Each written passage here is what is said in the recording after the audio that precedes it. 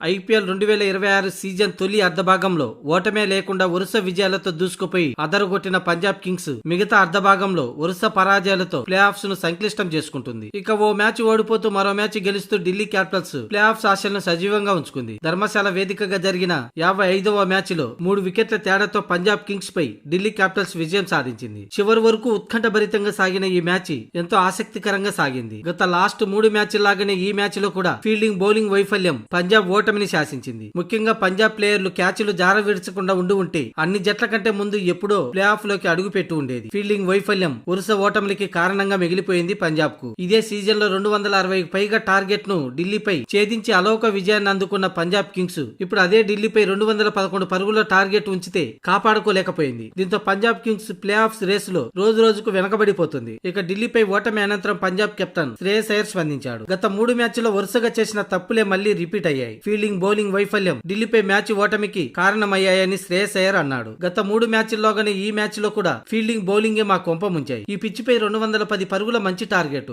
బంతి సీమ్ అవడంతో పాటు బౌన్స్ కూడా ఉంది. ఈ లెక్కన 30 పరుగులు అదనంగానే చేశాం. అలాగే బంతి సీమ్ అవుతుండడం ఫాస్ట్ బౌలర్లకి అవకాశం కల్పించాం. చాహల్ తో బౌలింగ్ చేయించలేదు. చాహల్ చేత బౌలింగ్ చేయించాలని మనసులో ఉంది, కానీ బంతి సీమ్ అవుతుండడంతో ఫాస్ట్ బౌలర్లకు సహకరిస్తుందన్న విధానం చూసి ఆగిపోయాను. అందుకే చాహల్ కు బౌలింగ్ ఇవ్వలేదని శ్రేయస్ అయ్యర్ చెప్పుకొచ్చాడు. అయితే తమ ఫాస్ట్ బౌలర్లు లైనర్ లెంత్ తగ్గట్లుగా బౌలింగ్ చేసి ఉంటే వికెట్లు తీయగలిగే వాళ్ళం. దురదృష్టవశాత్తు మళ్లీ మేం అది చేయలేకపోయాం. ఇక ఫీల్డింగ్ లోనూ మళ్లీ నిరాశే. అంది వచ్చిన క్యాచ్ ను వదిలేశారు అంటూ ఆవేదనను వ్యక్తం చేశాడు శ్రేయస్ అయ్యర్.